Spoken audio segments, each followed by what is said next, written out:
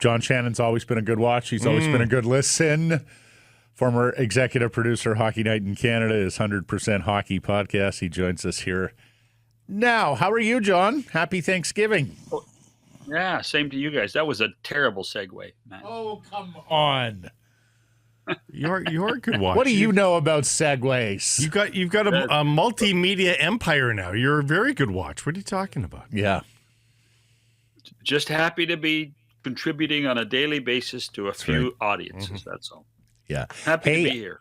I should mention, a few weeks ago when I was in Penticton, I was introduced to Rob Cole, the son of the late Bob Cole, who lives in Penticton, is friends with our guys at Yellow Dog.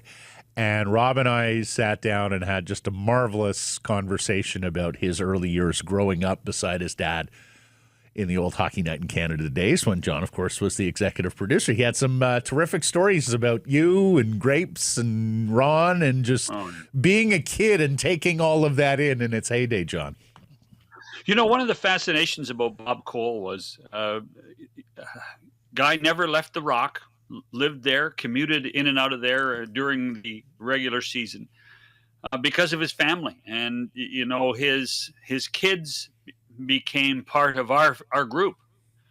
You know, Kristen and Megan and Hillary and Robbie all became part of the Hockey Night in Canada clan, and everybody knew who they were. And Bob was so darn proud of his kids and what they were doing. And by extension, we all kind of were very proud of them too and what they've done. And to see Robbie, and I'm old enough, I still call him Robbie. Yeah. To see Robbie move to Penticton and become a big part of the community there is kind of cool, you know, and you consider where I'm from and how much that area of the country means to me.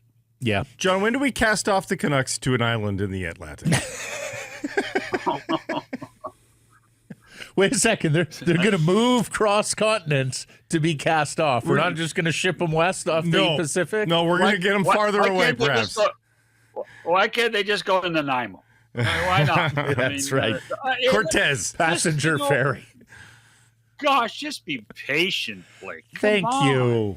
I'm asking for a friend. John, I'm asking for a friend. John, I sit here with Price, who was the post-game guy forever, and with Jeff, who's the reporter. Price has the, by the way. Yeah, exactly. Did you not see that? Mm-hmm. And I just deal with a hell of a run now. They're Chicken Littles. The sky is falling after single game losses, and I always have to preach patience, larger sample size. As if he thinks that.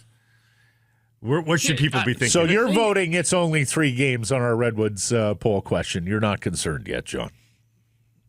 No, I'm not. In fact, what I would say is, and I know the game in Edmonton and the game against the Blues yesterday were challenges, but I love the way the team's trying to play. You know, they're trying to be aggressive. They're trying to be fast. You know, to me, there's a spark there that I don't think we saw very much of last year until late in the season when all was lost. So I am cautiously optimistic, to be honest. A lot of pressure on the goaltending right now. Let's be honest. And a lot of pressure on the defense. Well, you know, I mean, I think that, you know, a guy like Kiefer Sherwood is enjoying the new opportunity he's getting rather than just being asked to be a defensive forward. He can use his speed and go to the net. I think there are glimmers of a transition of philosophy with this team that, you know, how many, when you have a new coaching staff, when you're trying to change a little bit of the I hate the word, but the process, it takes time. You know, you can't flick a switch and expect this team to do it. And I think that there are a lot more reasons to be optimistic than there are to be pessimistic, particularly in the short term. And I don't know about you, but entertainment is really important to me. Winning's good. Entertainment's important to me, and I think that the team is trying to play an entertaining brand of hockey that's going to be fun to watch. And the other thing is they're playing a number of players, Baines, Coots, Lekramaki, Mancini made it yesterday, Elias Pettersson, the defenseman. They are playing a bunch of young players who are still in their NHL infancy, who have not yet got 80 games, a full season under their NHL belts, and are still trying to figure things out in this learning curve, Matt. The learning curve is steep for some of those guys. There's no question. I mean, but then I think you can take snippets of some of the stuff that we saw, like Baines killing penalties the other night, and say, "Wow, there is something there." And it's just not fair to think that this team is going to be what it was 3 seasons ago. At the same time, I do think there's enough there, and now it's about EP40. It's about Jake DeBrusk. Connor showed some glimmers as well. I mean, I've actually been impressed with what Evander Kane has done. I mean, Evander Kane is doing Evander Kane things in Vancouver, and that's a good thing. And I just think that we're seeing a team in transition, and everybody's on a learning curve right now. We asked it on our Redwoods golf course poll question yesterday, John, but how patient are you willing to be with Elias Pettersson? We heard from our audience. What about you? At what point does the concern hit you if Elias continues to play and not produce as we've seen through 3 games?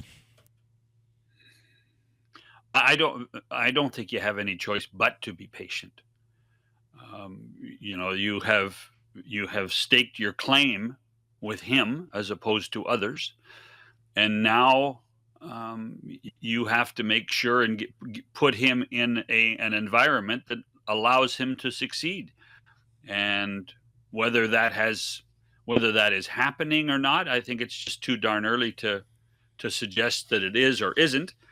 I always think that the first big road trip of the year is something that I think might change dynamics. This trip that starts in Dallas, I think is important for the whole team. There's enough changes on this team that not everybody knows everybody, and you guys, both of you, have been around the game long enough to understand that the players get to know each other more on the road than they do at home. And I think it's important to get off to a pretty good start on this road trip. Dallas is going to be tough, and by the way, Chicago is going to be tough too. I couldn't help but notice that the ice time for Elias Pettersson, the forward, of course, down a little bit. 15:36 overall versus the Blues, 14:33, I believe, at even strength. I thought Adam Foote would make sure that he doesn't do anything that gets interpreted as sort of discipline for Elias Pettersson early on. That you have to do everything in your power to prop this player up and give this player the potential to succeed. Does that flirt? And we know this player has has emotions. He's a feeler. Does already on game 3 getting knocked down 4 or 5 minutes? Like, he plays 20 minutes a lot of nights. If you're at 15 and a half, he's going to notice that. Is that a little bit early for Adam Foote to be sending that message? I don't know. I really don't. And the only thing I would say is that we don't know what conversations occur behind closed doors with Pettersson and with Foote and Scott Young. We just don't know if how they're trying to get this guy to go. So I think, again, I just think everything's way too early to interpret anything at this point. It's funny, the baseball season's ending. Everybody talks about baseball. You can't do any judgments until there's 60 games in the season done. Now it's a 160 game schedule. But so when we're interpreting things after 3 games in the NHL, I think it's way too soon.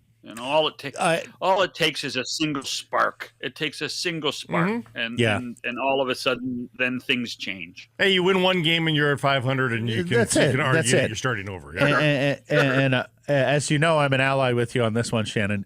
But the one thing that we were talking about, even going into the season, and I think does bear some watching here over the next few games, there is potentially two problems with that top line of Elias Pettersson, Brock Besser, and Jake DeBrusk. One is that's their three best offensive players on one line, and that allows opposing coaches matchup advantages, right? Whether he wants to go power on power, whether he wants to put his shadow, shutdown line on the Canucks top line, that their offense is concentrated in that one line, and that makes them easier to match up against across the board. And then secondly, who's the digger? Who's the puck retriever on that line? I guess it has to be Jake DeBrusk because the other guys aren't necessarily as well known for that. And would everybody benefit if it's more of a pure digger puck retrieval guy on that left wing and DeBrusk is somewhere else where maybe he can serve as the shooter, as Besser would be for that top line? Would you like Kiefer to play on every line? How would you? After watching him last night, I mean, hell, after what, put Baines on that left. That was their best line last night with Rock. And the other thing we know about Jake is, and this has been his MO all the way back to Boston, is that Jake's a streaky guy. If you get Jake getting going, he'll throw the puck in the net a lot, and he'll be exactly what you want him to be, Matt. But it comes in big spurts for Jake DeBrusk. It's not a consistent thing every night. It happens in streaks for him. So again, I think it's chemistry. I have a bias. I'd love to see Connor Garland there. I love the way Connor Garland plays the game, and he plays 6 inches taller than his real height, and I think that he can create some chemistry there as well. So I think there are options. And again, I don't think you're sitting here suggesting 3 games into the season that we're going to be stuck with Pettersson, DeBrusk, and Besser for the remaining 79 games. I mean, things change. That's exactly what the coaches have to decide and have to find out where that chemistry truly is. Maybe in the end, that's where Evander Kane deserves to be.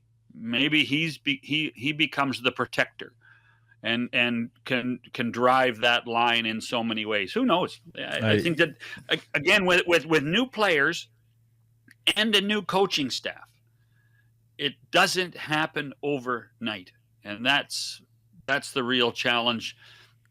With the expectations as high as they are in Vancouver, because I think the expectations are high in Vancouver. I think there was a real belief that this team can return to the playoffs. Right, look at the guys you talk to. Look at the polling. Everybody thought. I think that they're going to play in the playoffs. Everyone thought that was contingent upon Elias Pettersson playing like Elias Pettersson, though. And you're right about Jake DeBrusk. I'm not terribly worried about DeBrusk because he'll find his. He was slow out of the gate last year and ended up just fine. For Pettersson, it's 18 months, right? It's not just 3 games for a lot of people. I think that's what people are going to say back to us here, John, is it's not 3 games. This is just more of the same. And that's why I was hoping.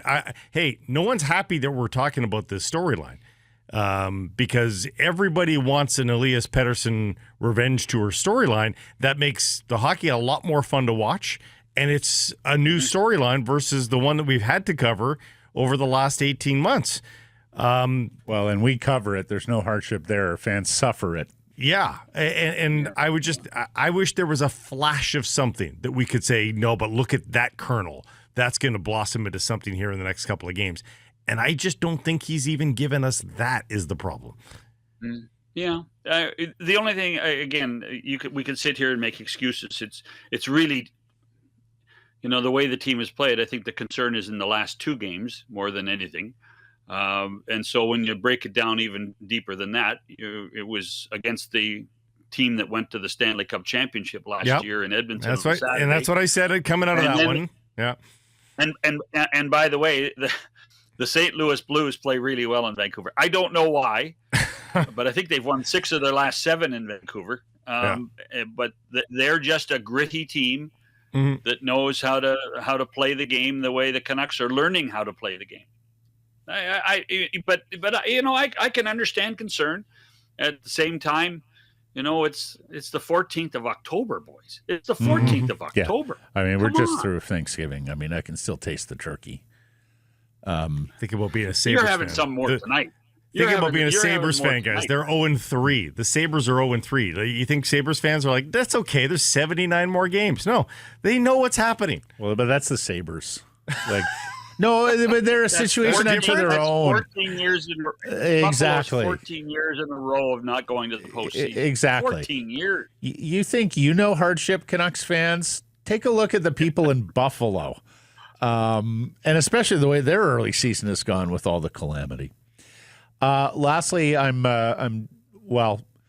duty bound to ask you a broadcast question because of your vast experience in the field, Mr. Shannon. But first, I would like to point out your boy, Mr. Price, over here is wearing a monitor for the first time here in the podcast space. You think he would be interested in that? I just want to point that out to John because I know he's such a big TV guy and such a big TV earpiece. Did you notice anything on the Amazon broadcast or stream last night? By the way, it's great to see James Cybulski back on television. It was very nice to see Cybul. Yep. At least for a brief time. What appears the Amazon guys have now created a partnership with the boys at Spit and Chicklets. There's obviously a real belief at Amazon that they need some star factor. Chris Pronger I think Chris Pronger is going to be a star. My concern now is, am I going to see too much of Chris Pronger? And that's always something you have to worry about when you get into this industry. But right now, when you see him on a Saturday night for Sportsnet and then on a Monday night for Amazon Prime, you need new material, and you need the ability to grow and learn how to do the job as opposed to be thrown into it. They're trying, listen, they had great game coverage last year. That was their strength. I suspect that will always be their strength, is the game coverage, which is one of the reasons I think why it was so well accepted across the country, that their game coverage was really, really strong. Trying to figure out how to manage your content, your intermissions, is difficult. They're doing it on site, which is even more difficult than what we see now everywhere, whether it be on Saturdays or Wednesdays. So there are some challenges, but I think they're really trying to put some more star factors into this with Pronger and Paul Bissonnette and Spit and Chicklets. The challenge, one of the challenges was I truly believe that they were not sold a bill of goods, but I think that they were undersold the fact that Monday nights were going to be a good night for hockey. Well, look at all the sports that were on yesterday. Jeez. Again, particularly with the Blue Jays playing Monday Night Football. You do wonder if and when the new deal between Rogers and Amazon gets announced, and I can only assume it will get announced at some point, that maybe we don't see them on Monday nights, because that to me is something that Monday nights are a difficult night to program right now, particularly early in the season when the NFL is playing, and then late in the season when we're into playoffs and everything like that, and playoff drives in other sports. Well, especially when the NFL's doing 2 games on Monday nights, John. And again next Monday. Well, and next Monday it's a true doubleheader. It's a 4 p.m., 7 p.m. for us out here on the West Coast, with Seattle hosting the second game. So no, you're absolutely right. I was watching with family yesterday, and one of my cousins said, "Since when has the NFL been doing 2 Monday nighters this deep into the season? Didn't that just used to be a week special one occasion? thing?" Yeah, I believe it happened during the writers' strike. Was that last year or 2 years ago? They started putting, and it seems to be a new thing for them. And you're right, it is a competitive marketplace. I do like Pronger. I think he's witty, and I love the fact that he wore that baby blue on Hockey Night in Canada. But you're right. Saturday Overexposure is a testament. thing. It's so NHL sometimes, John. They stumble upon something good / decent or even amazing. Well, don't blame the much. league for that. No, but it's just Don't hockey blame the culture, I league for think. that. It's hockey culture. It's we find something Well, we just wear it to a nub. Like outdoor games? Yes. Here's the real problem. Chris Pronger's a star. Chris Pronger was a star player. Chris Pronger was a Hockey Hall of Famer. Not many guys that have that much money in the bank want to actually work hard anymore. Right. Yeah. So, what you end up with is, and with all due respect to Paul Bissonnette and Luke Gazdic, you end up with guys who had less than stellar careers and might actually need the money and need to work. Now, Paul doesn't now because Paul's done such a marvelous job. But, the star factor that exists in the NFL particularly and the NBA and to a lesser extent Major League Baseball, the star factor has been a difficult one to do for hockey for so many years. It's true. Because the players don't want to work hard enough and don't get paid enough to do it. And that's a real challenge. That has been a real challenge. So to see someone as willing to get involved in the game as Chris is a positive. The challenge, as I said earlier, is now how to manage him so that when he speaks, it's effective.